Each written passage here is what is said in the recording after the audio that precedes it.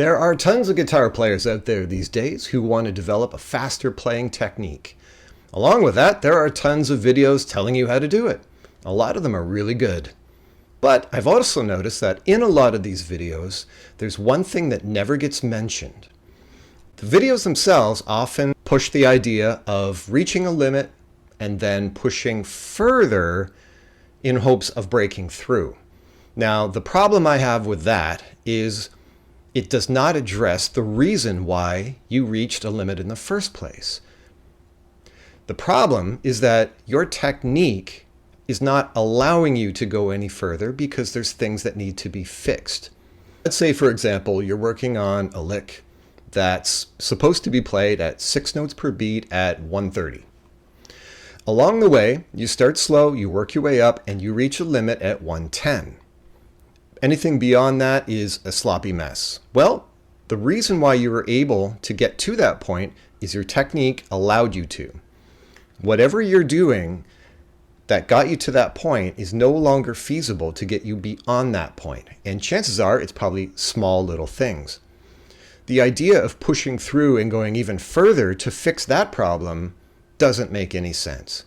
What you want to do instead is check your foundation. Let me show you what I mean. Okay, so let's say your exercise or lick was this 12-note pattern, 6 notes ascending, which in this case is D string 9, 10, and 12, which gives us B, C, and D. And the third string, 9, 10, and 12, which gives us E, F, G. And that would be the ascending portion. And then just to balance it, let's do a descending section that goes 14, 12, 10 on the G string, which gives us A, G, and F. And then same thing on the 4th string, which will give us E, D, and C. So basically the entire thing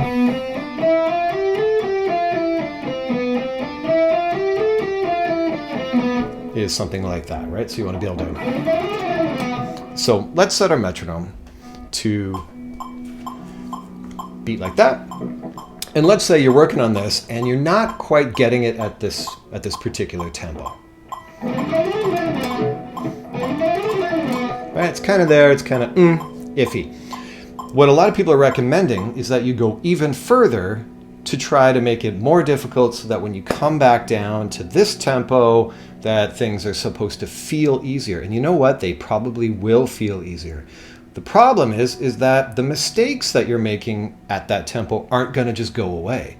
It'll feel easier, but the mistakes are probably still going to be there. So here's the key. Before you ramp up and try it at a higher tempo, what I'm suggesting is that you keep it at this tempo, but experiment with and clean up the movements with different subdivisions of the beat. So for example, start with quarter notes.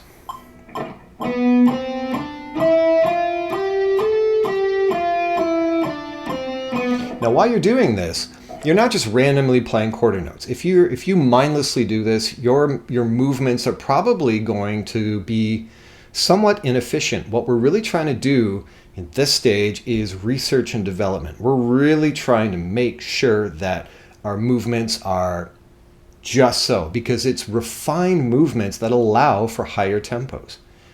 Not just random scrambling to fight for it or lunge for it. That's not going to get you there. What you need to do is refine the movements. So this is the most important part because this part takes the most mental focus and awareness, which is what a lot of people aren't very good at, let's face it. There's not a lot of things that you're going to do in your life that require this much attention to small movements. So what we're really trying to do is focus on those movements as we work on these, I guess you could call them larger subdivisions of the beat. We're talking about 1 note per beat here. Now notice how refined I'm trying to make my picking movements, and mechanically I'm making my fingers move on the left hand. If I'm making any mistakes there, and you know what? I have. Most people do. When they slow down that far and they go back to playing at that tempo, they're often surprised and, I gotta say, alarmed at how many mistakes they make. It is hard to play perfectly there. But here's the key. This is exactly what you want to do, because that is your foundation. Again, your foundation is weak. Don't be surprised if the higher levels that you're trying to play at and you're trying to convince yourself you're playing at, if they're weak, it's because your foundation isn't strong enough.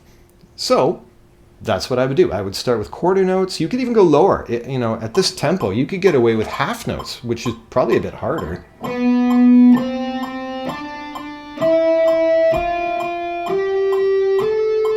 One note for every 2 beats. Honestly, nailing that is quite a feat for a lot of players. But then realize this too, that each incremental step up, so when you go from quarters to quarter note triplets, eighth notes, eighth note triplets, 16th notes, all of those are still under what we're trying to achieve. We're trying to achieve 6 notes per beat. So anything below that is still part of your foundation. So feel free to ramp your way up through those along the way as well, right? So just a quick little reference. Here's quarters again.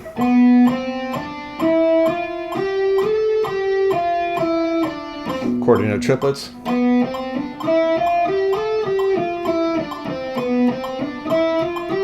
Eighth notes.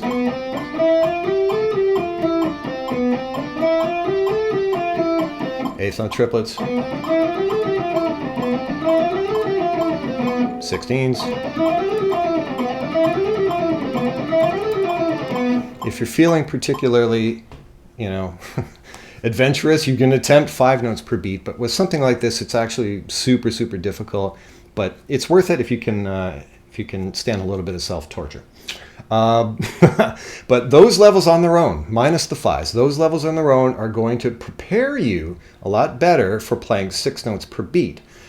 The idea, again, is to spend a bit of time on each one of them. Don't be in a rush to do it once or twice and then get to the good stuff again. This is the good stuff. After that, go back to playing 6 notes per beat, but maybe in just smaller amounts.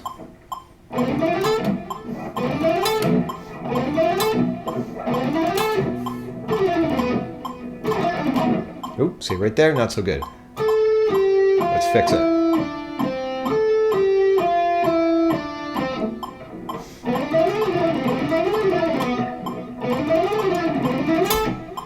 What you're going to eventually find is that lick, 6 notes per beat at that tempo, is going to feel easier. Well, guess what? Now you graduate towards a higher tempo. If you were struggling at this tempo, it doesn't make sense to graduate to the next one until you've done the foundation work. From there, it's going to be obvious that you're going to be able to reach a slightly higher tempo, and you should feel free to do so.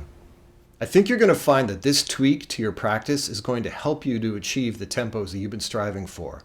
This, combined with the other methods that are being talked about these days, in conjunction with each other, are going to set you on the right path almost certainly. So let me know how it goes in the comments. Be sure to subscribe, as well as check out this video for more on developing your technique.